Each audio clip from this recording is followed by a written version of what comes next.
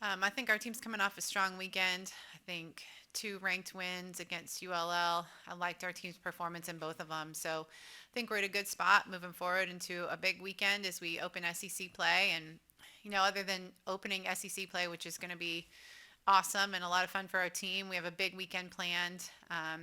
We celebrate 50 years and opportunity for women, and we also have over 50 alumni coming back to Tiger Park this weekend, kind of a who's who list of former LSU softball players. We have somebody represented from every single team every year we've had a team. So I think it'll be a really exciting weekend to have all these awesome women who are now doctors and lawyers and teachers and moms and so many successful things outside of the softball world. And we have some really successful coaches too. They won't be here this weekend, but I know they'll be with us in spirit.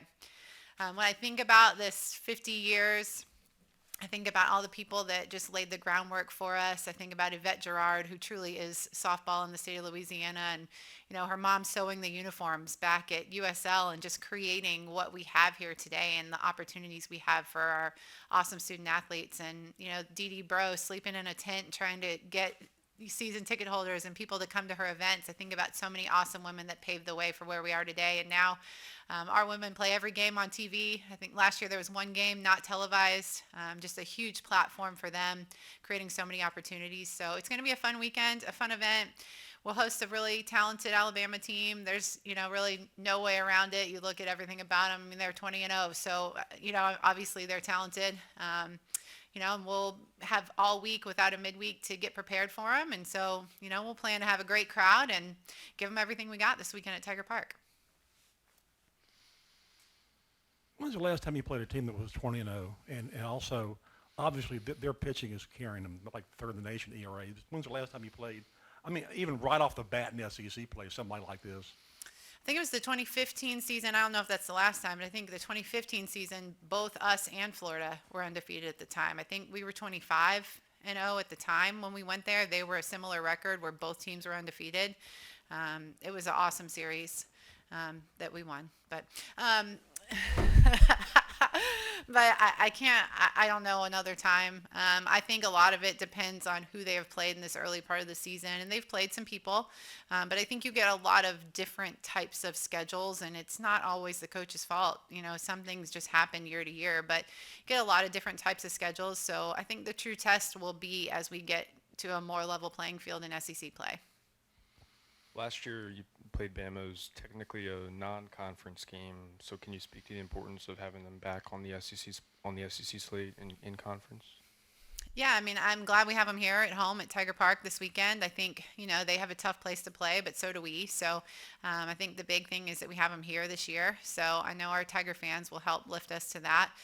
We did see them last year. We had some success against Montana Fouts, who's their pitcher. They have two really good arms, but we did have some success against her while we were there last year. So I think our team, is in a good spot mentally with what, they'll be able to do with her this weekend. When I talked to Shelby last week, she talked about being able to kind of shelf the idea of what the team thought they should be and the pressures that came along with that. Are you seeing that as maybe the reason for the, really kind of consistent positive play that you've had? I think we are making strides in that direction for sure. I think we have talked so much at length about, just trying to play the game of softball and not making it life or death. I think we have spent a lot of time on this concept, and I think we're getting good leadership from some of our veteran players like Shelby Sinceri, like Georgia Clark, that are really trying hard to do this. I think Sierra Briggs is really pushing us in the right direction, not just with her, awesome offense and batting average, but with just how she's handling this team. So I do think we're moving in the right direction. Yeah, Coach. Have you seen y'all recent games against Alabama as a situation of they're just that much better than we are, or we're just not playing our best softball that weekend? I guess we're talking about when they were here in 2019. Is that the last time they've been here? I mean, we haven't played them very much in recent years. We played them in 2019, one game against them last year, and we didn't see them in 2020. So And I think before that, our record against them at home was extremely successful. So I'd say we had one bad series against them in our time here. So, I think we'll be in good shape. We're going to give them our best shot, that's for sure.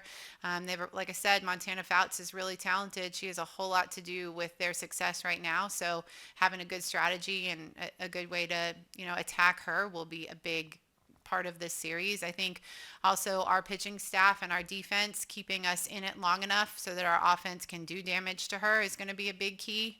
Obviously if they come out and score right away, I think it's going to deflate us a bit. So, we're going to have to keep battling through it as we go and try to give ourselves a chance to score off of her. It seemed like this past weekend, Taylor's bat kind of came around some. What have you been trying to solve with her as far as I guess the big dip from last year as far as batting average? And is it maybe last year who was batting in front of her or behind her? But what went right this weekend? What are you seeing?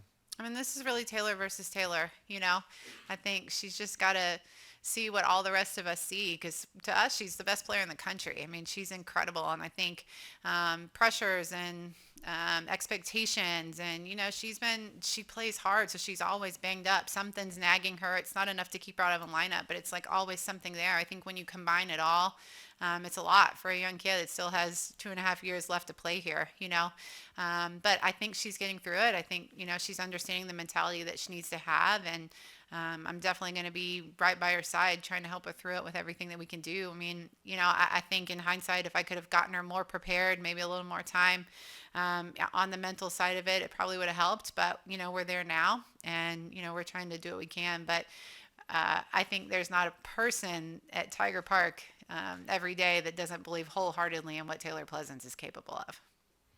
Coach, going back to just celebrating the women this weekend, it obviously brings so much joy to you. Just what does it mean to you personally, and just how much progress has been made in the sport and here at LSU in general?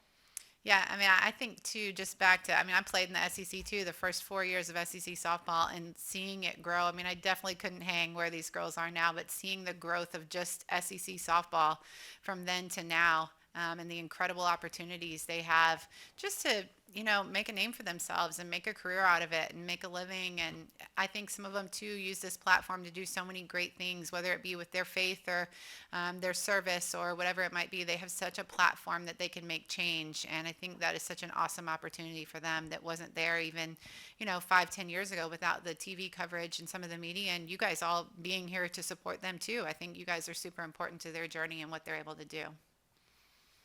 And jumping off of that, how does playing in the SEC in softball prepare them for later in life after they graduate, after they leave the program? How does it prepare them for that?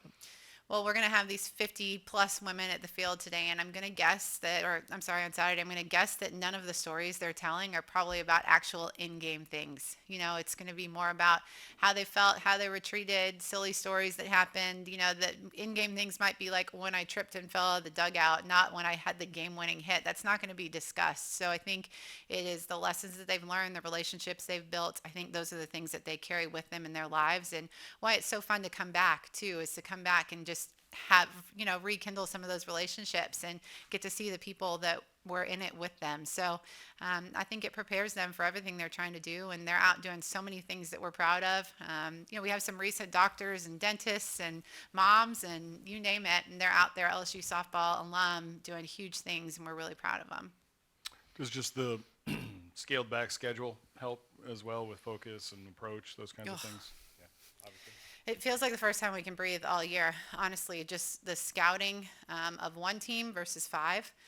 It's a fifth of the work, right, to try to prepare for this weekend. And maybe not quite a fifth, because obviously we have more information about Alabama than we would about some of our other opponents. But it's nice not having a midweek. I always try to not have one this week so that we can kind of reset. We start a whole new season this weekend, 0-0. We'll only be focused on LSU softball today. We won't be concerned about Alabama at all whatsoever, just trying to clean up some things in our game of how we can be better ourselves. And then we'll start thinking about them on, Thursday and Friday morning as we get going. But it's a great time to reset, get refocused, get ourselves right mechanically where we need to be, and just take a breath, Coach, can you touch on Shelby Wickersham and just her progress that she's made in her performance this past weekend and her as a person? Yeah, Shelby Wickersham is fun to coach. She keeps it light in the bullpen. She's always telling stories. I was commenting this weekend on the pitchers' warm-ups, and when Kilponen's warming up, it's like intense, locked in, like no one can talk. Shelby's chatting with people in the stands. She's waving to everybody. She's telling stories about her internship. It's just her personality keeps it light and keeps it fun. It's good for all of us.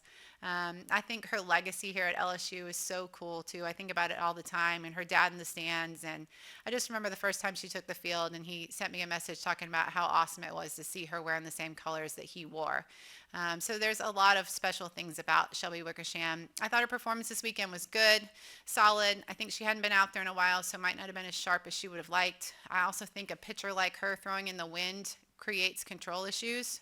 When you spin the ball like she does, sometimes it moves a lot more than you're expecting it to in the wind. So I think, combine all of that, and she still gave us a really solid performance, and I'm confident in her moving forward. She does something completely different than the rest of our staff, and I know she'll be a big part of whatever we do moving forward. As far as the fielding and position players, are you comfortable? Is it tightening up any? I know you're still moving some people around. Yeah, I think, we're still able to match up at a couple positions. I think, second base, right field, catcher, I think we're still able to match up with the type of pitching we're going to see. We have a lot of data, tons of data in our sport. We know, who's better against right-handers and left-handers, and who hits, elevated better than down on our team. We know our numbers, their numbers, and we're able to kind of match up at some of those positions. So I think we have players playing well, multiple people playing well at some of those spots. So that allows us to do that matchup. If one person had just run away with it and didn't have any competition, it'd be different. But we're so deep. I told him after the game on Sunday, that's what I think our greatest strength is. We have someone for everything. I mean, if you need somebody to match up against slowing down, like we've got a person for that, or hard and up, like we've got you. You need to be fast, we've got that too. So I think we've got somebody for everything, and we just got to use them correctly.